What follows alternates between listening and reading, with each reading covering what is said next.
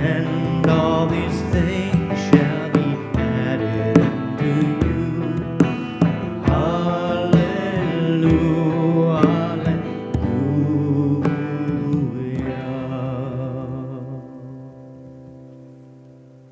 Ah, it's good to sing and it's good to be here. It is. Welcome back, Maggie. Thank you. It's I good hope to you be had back. a great time with your mom. I did. Good. It was a great well, for visit. this first Sunday in June, we are embarking on a journey of recognizing with all that's going on, perhaps it's ours to finding truth in troubled times. And this we're going to do part one. We're going to continue dialoguing with this next Sunday as well. And we wanted to start because with the awareness that's happened from these recent deaths of innocent blacks, that there is an opportunity for us to awaken to this civil right for all. And recently, Michelle Obama, the former First Lady, in a statement following the harrowing death of George Floyd, delivered this reading.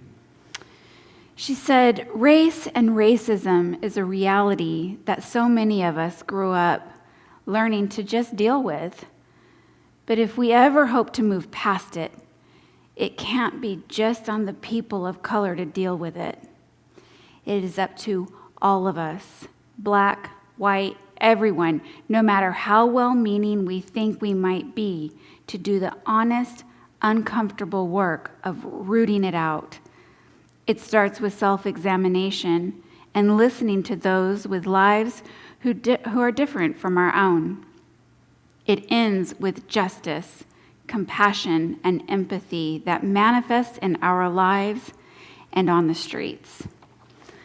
Thank you, Maggie. I have such a heavy heart right now. I just have to take a deep breath and listen to the emotions that are running around. What you said is true. We have been really witnessing history in the latest, newest, greatest breaking form right now since the 60s with the massive civil rights movement. What's different, I think, I wasn't alive in the 60s, but what I think is different now and what we're seeing is that this is calling, Michelle Obama, our former First Lady, is calling for and mirroring in her statement is that this isn't just an awakening for people of color that are taking to the streets and saying, we want to be treated differently. This is an awakening that is showing everyone of color and all white people also called to wake up and join, because it is a racial matter, but it is also a human matter. And we are witnessing human beings coming together and saying, this isn't okay anymore with us. And I'm going to put my neck on the line. And I really appreciate her eloquent statement in calling to action all people. I agree. And this is why we're taking our heavy heart and acknowledging that there are things that we can do. And I so appreciated this reading, and thank you for reading it. It is a simple way to turn within, self-examination. And so let's continue on this journey by this wonderful quote from Martin Luther King Jr., who certainly lived a journey. Says here, injustice anywhere is a threat to justice everywhere.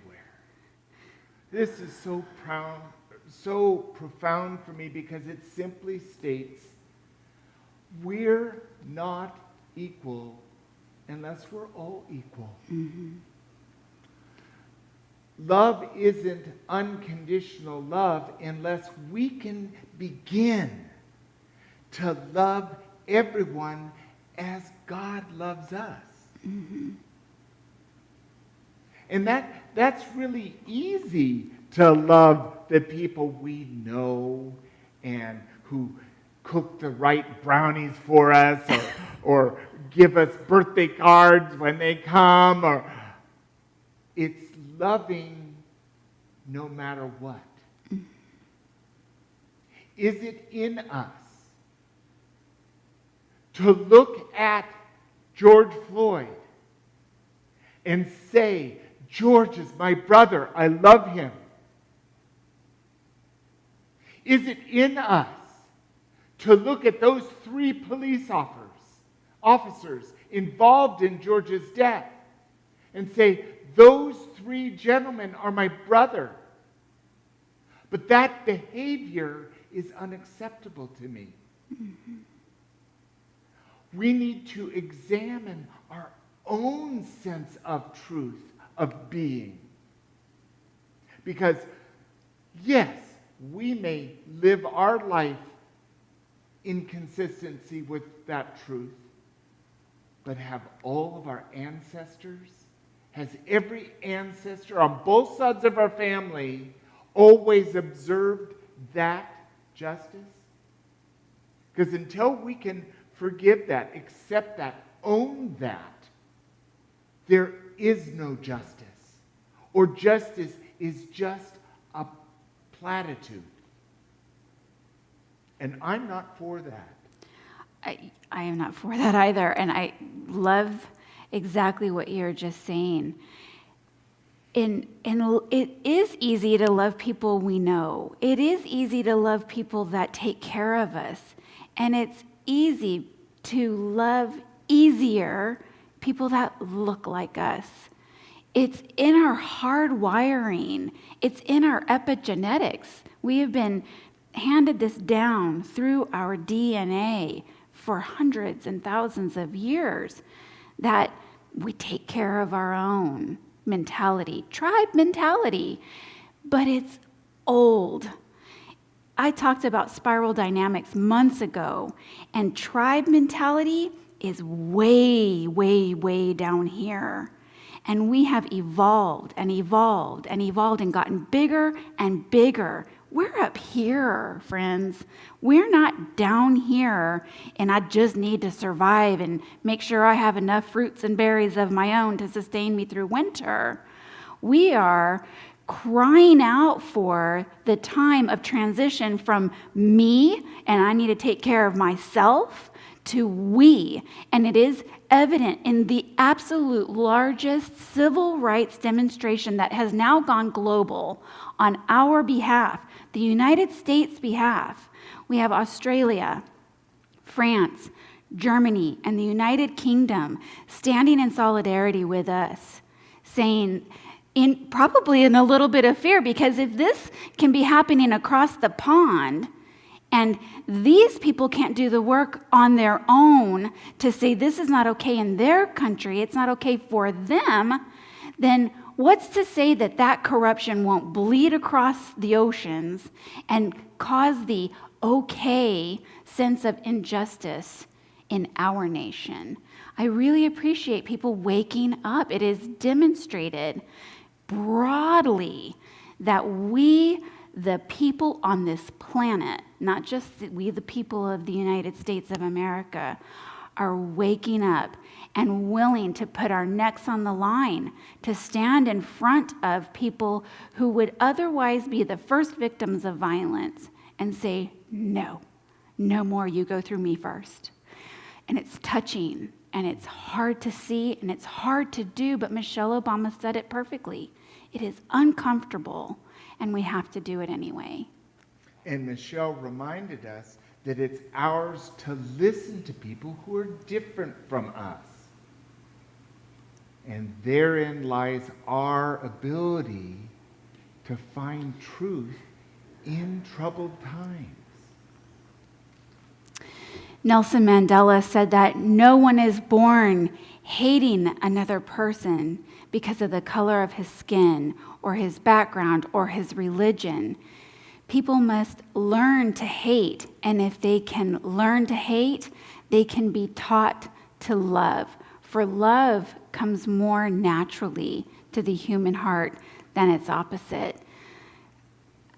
Yes, it goes back to what you said, Reverend Gary, about what gets handed down and what is built into the foundation of this country is inequality, is an inequality of power and injustice for all human beings. And in that, of course, there's hate. When people aren't seen and heard and loved and treated equally, no matter what, there becomes the seed of resentment. And resentment, family feuds get handed down for generations, and this is the biggest, longest running family feud of our history. And natural to us, homeostasis for our spiritual divine being is love. So it's very interesting that right now we are dealing with the discomfort of, where did I pick this up? Where did I pick up this fear, this racist mentality, this prejudiced judgment of others? We all carry around a basket of our own stuff, but sometimes things get chucked into the basket that aren't ours, and they've been sitting in there for a long time to where we don't even really know that we are carrying it around. So now we have the work to do to sift through that and find where it isn't ours, where maybe it was at one time and it served us. But can we love it into healing and forgiveness and wholeness now? And we can, by choosing.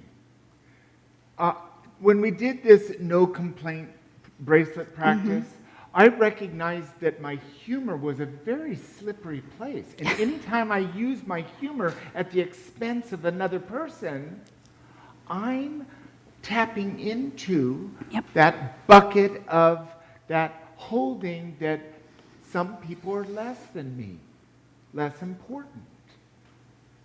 And it's ours to look at that's in us. And all minorities are looked upon as separate or second class. And so whatever the color of the skin or the gender of the person or the transgender of the person, there's a lot of belief about what people should be. When in God's wonderful creation, you just look in nature and look at the variety, the difference in color and expression. There's no two trees the same. So nature and the natural way of being is the sum of our parts of all of our differences, what gives us variety and color. If a rainbow was made of just two colors, it wouldn't be as spectacular as it is being an array of color. And between black and white is the full spectrum of all color. All you have to do to go to a paint store and you find out there's all kinds of names for colors you didn't even know that there was a asparagus green or a moss green or a subterranean green or whatever. It's all an expression of God's divine expression, which is us. So let's call upon that divine within us, which is that love in our heart. And let's begin to love no matter what. It's not easy to love someone when we don't approve of their behavior. But love heals all things.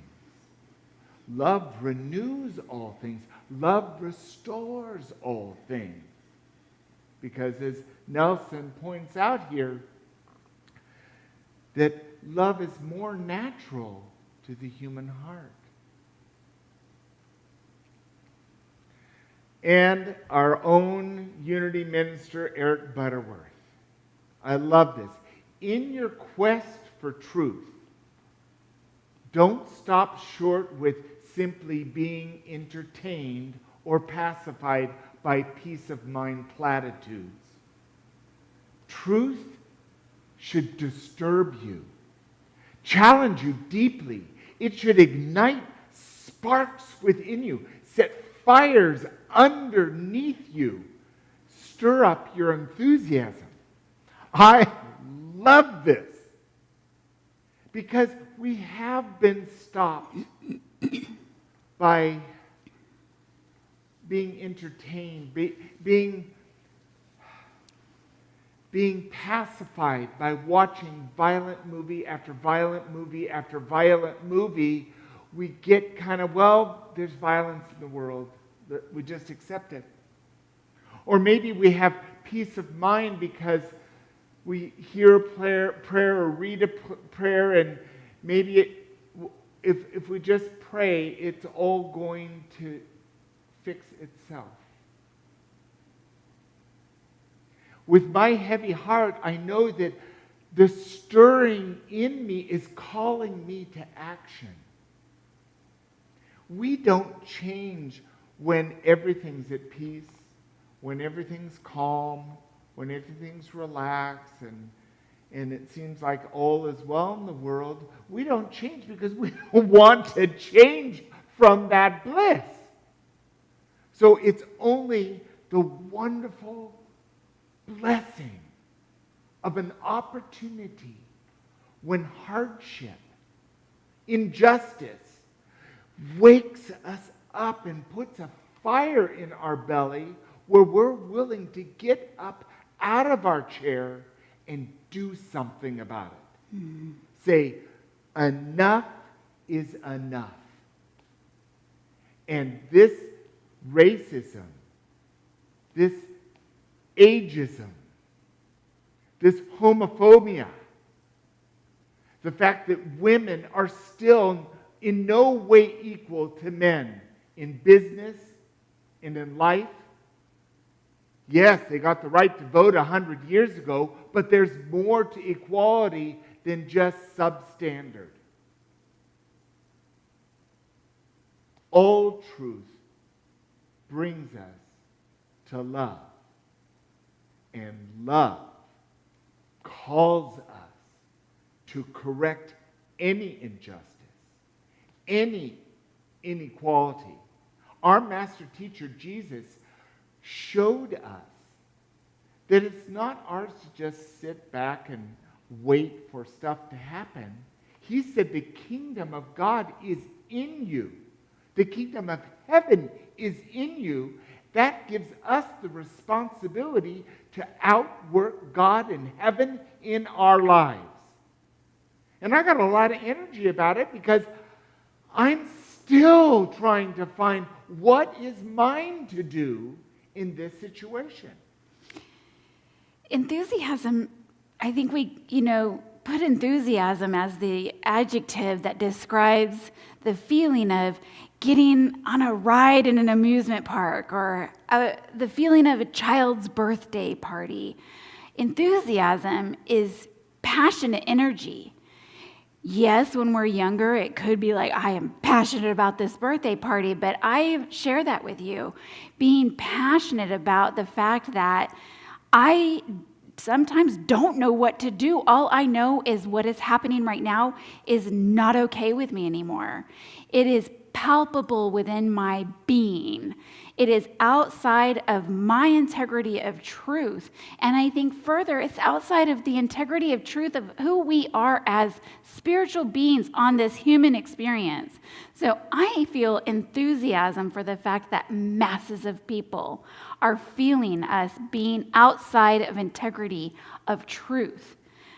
We are striving, rising up, finding truth in what is created of troubled times right now, to unite our voices and unite our spirits and seek that justice out. And I have to applaud the youth right now. I was with my daughter last Saturday at the first Austin rally and protest. And fearless was this girl who had the number for legal aid written in permanent marker on her arm because there was not going to be a person within her reach, within her sight, that was going to be treated unfairly, of color or otherwise, at that rally. With her sign, with all the names that she could find of African American people who have been unjustly killed by law enforcement in this country, written on her back. She stood face to face with the Austin PD and let them know what she thinks about the injustice of the behavior that is inbred into law enforcement across our country. She showed me the way that day. Her enthusiasm was contagious for me that day. I was terrified, but I was not terrified of the crowd. I was welcomed by the crowd. 42-year-old white woman with my 19-year-old daughter, I felt more accepted and welcomed and necessary than maybe in any other purpose of my life. But I was afraid of law enforcement and what their reaction was going to be to passionate enthusiasm and uprising. We can't do it wrong. We know it needs to be peaceful, but we also know it needs to be done, period. And the Buddha said that there are only two mistakes one can make along the road to truth: not going all the way and not starting. So I see this as a call to action by the Buddha, the ancient teacher. If you're in it, be in it and go all the way. Run your race and see it all the way through. The only other failure, the only other way to not do this and seek this truth outright is to put our head in the sand, to sweep it under the rug, to make excuses for ourselves or for our brothers and sisters in the world and their behavior. But I'm going to offer you this. It's okay to say, I don't know what to do, but it is no longer okay to do nothing. Because if you're breathing air on this planet, and you are, then you feel it, and you know that the time has come. It is happening. We are in it, and we aren't slowing down. Yesterday was the largest rising. Numbers are rising of demonstrations. It's not stopping. So where are you? What is yours to do? Is it to pray? That's okay. Is it to write a letter to your congressman, your senator, the president? I don't care.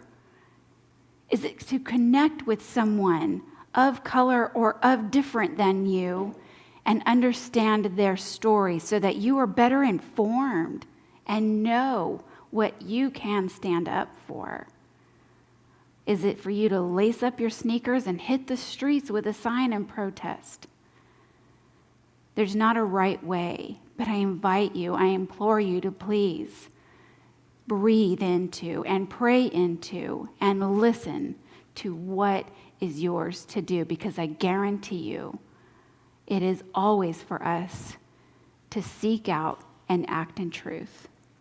I love that, Maggie, and I appreciate what you're saying. I love in this quote, it has in it, along the road to truth. Because God doesn't give us anything we're not ready to deal with. That's grace. We're protected.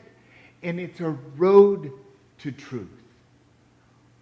So we don't have to deal with every injustice that there ever has been, but we can deal with what's in front. What are we aware of right now? What I'm aware of is I'm going to write a letter to all of my ancestors, setting down that I forgive, I accept what they had, decisions they made, and I forgive them, and I invite all of their history into my truth today. And that will allow me the opportunity that as I act, I bring along all of my heritage to what I'm doing. We're on this road of truth together.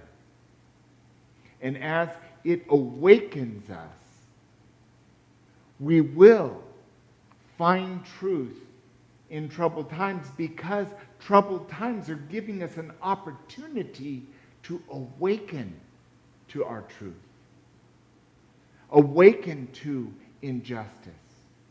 What do we need to accept? What do we need to love? And if you don't know, you might just look, who do you have those negative feelings towards? And those might be the very people you could begin to unconditionally love. So let's bring this service to a close, but this conversation doesn't end now. We're going to continue this conversation and invite you to join the conversation, because all points of view are valid. Mm-hmm. And we appreciate what each of us contribute to this journey. But let's take this into meditation. As we rest and settle into this moment, we set aside everything before right now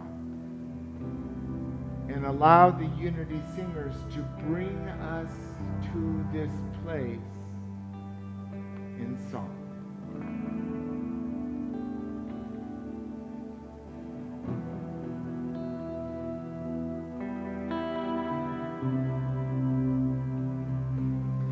Be still,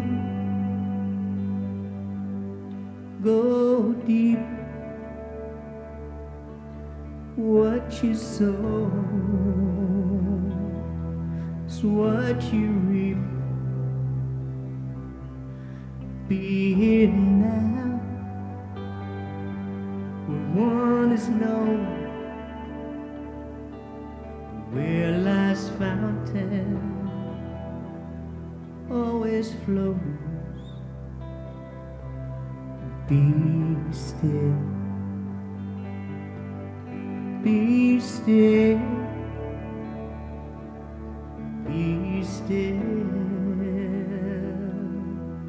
and know.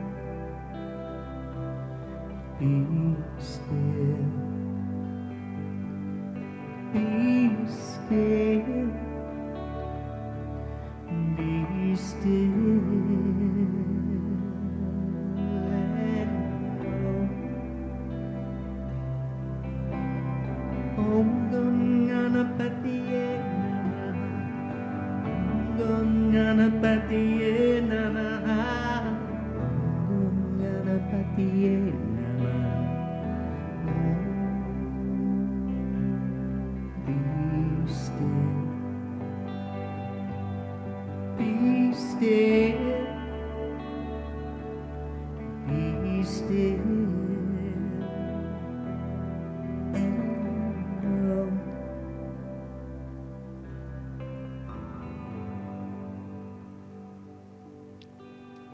And it's in this stillness It's in the breath that we come to our center.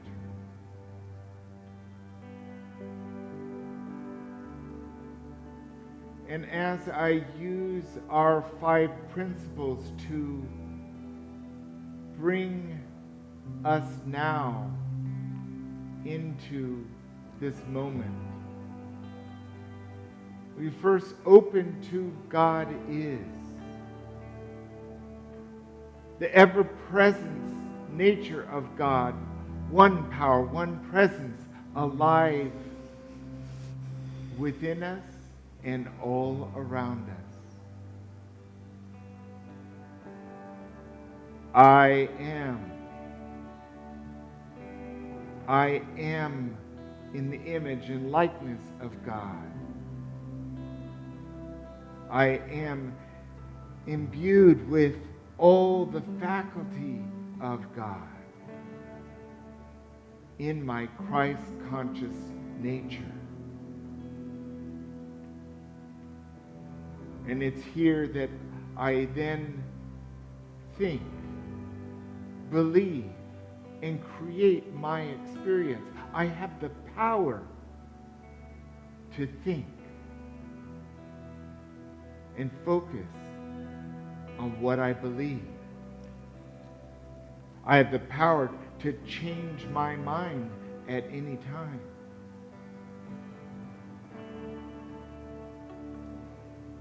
And daily, I participate in my form of prayer and meditation,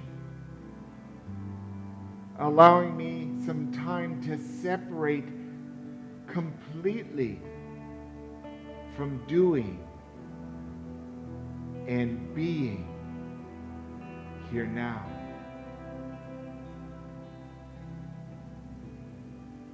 And the last principle is to be it,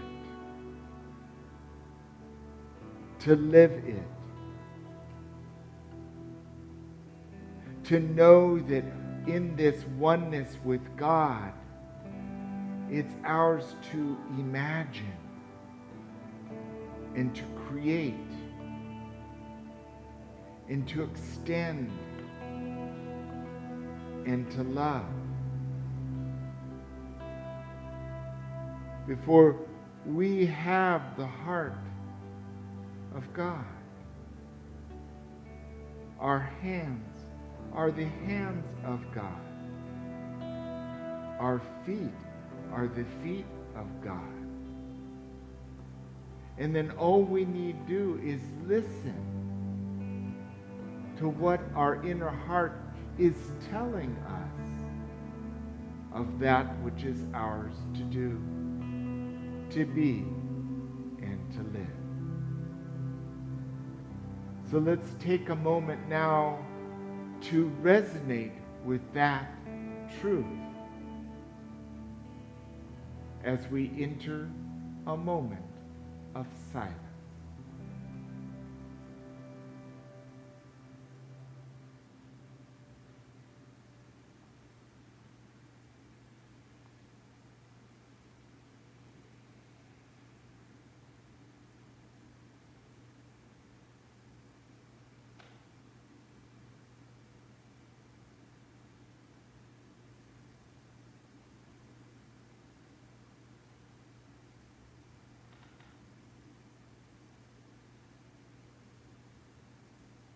We can return to this moment of silence at any time. Let's bring into our awareness whatever we've received in this meditation and let it inform our day.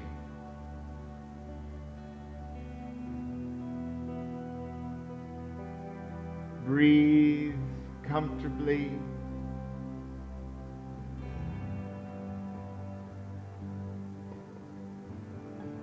And acknowledge the blessing of our life with gratitude.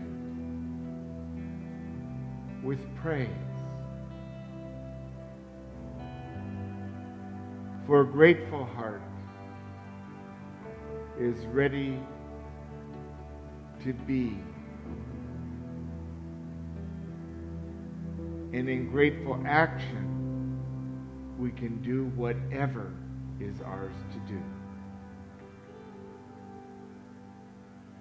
So as you wiggle your fingers or your toes, you might roll your head, come back into awareness of this time and space.